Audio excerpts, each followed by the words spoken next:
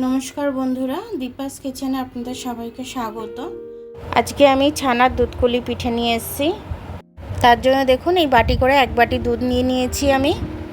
কেশর দুধটা আমি অফ ক্যামেরায় আগে থাকতে বানিয়ে রেখেছিলাম। এবার আমি ওখানে জল নিয়েছি, 1 বাটি দুধ আমি দিয়ে দেবো। দিয়ে আমি এটা ছানা কাটিয়ে নেব। আমি একটু উষ্ণ গরম জল করেই রেখেছিলাম, সেই জলে আমি দুধটা গুলে নিচ্ছি। আমি একটু জল দিয়ে দিচ্ছি, এটা একটু গাঢ় হয়ে গেছে তো জলটা দিয়ে দিলে আমার ছানাটা কাটাতে সুবিধা হবে।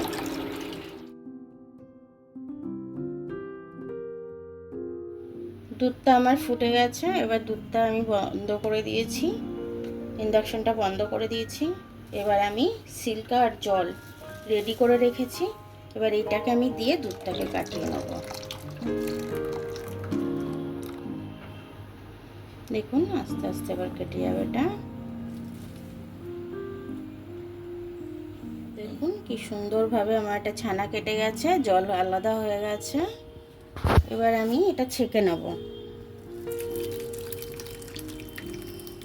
এটাকে আমি ভালোভাবে একটু জল দিয়ে ধুয়ে নেব। তার আগে আমি জলটাকে ফেলে দেব। এবার এটাকে আমি পরিষ্কার জলে, ছানাটা ছিল তো একটু পরিষ্কার জলে আমি একটু ধুয়ে নিচ্ছি। এবার আমি এটাকে জলটা ভালো করে নিখড়ে নেব।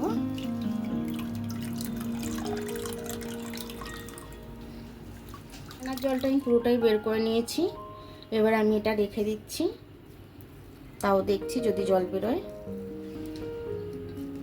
চেপে চেপে ভালো করে জলটা বের করে নিলাম। এবার এটা আমি একটা পাত্রের মধ্যে নিয়ে নেব।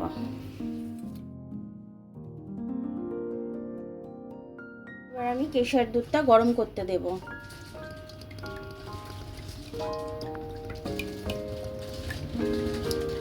খাঁটি দুধ দিয়ে এটাকে আমি ভালো করে জাল দিয়ে গাঢ় করে এটাকে ভরে রেখে দিয়েছিলাম বোতলে ঠান্ডা করে। এর মধ্যে আমি এলাচ দিয়ে দেবো, একটু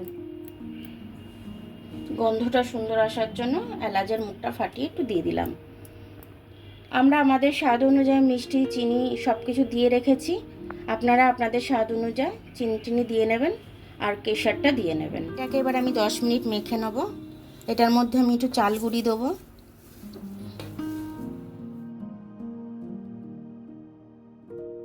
চাল গুঁড়িটা দিয়ে আমি 4 চামচের মতো দিলাম। এবার এটাকে দিয়ে আমি ভালো করে এটাকে মেখে নেব।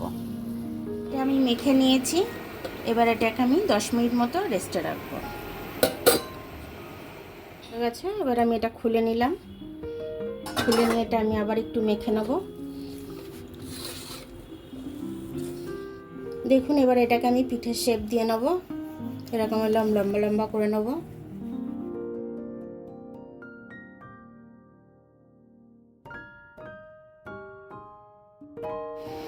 দেখুন ওই ডোটা থেকে আমার এতগুলো হয়েছে। এবার এটা আমি দুধে দিয়ে দেবো। দুধটা আমার ফুটে এসছে। এবার আমি এক এক করে ছানার পুলিগুলো দিয়ে দেবো। এবার আমি দেখুন আমি সব কটা দুধের মধ্যে দিয়ে দিলাম।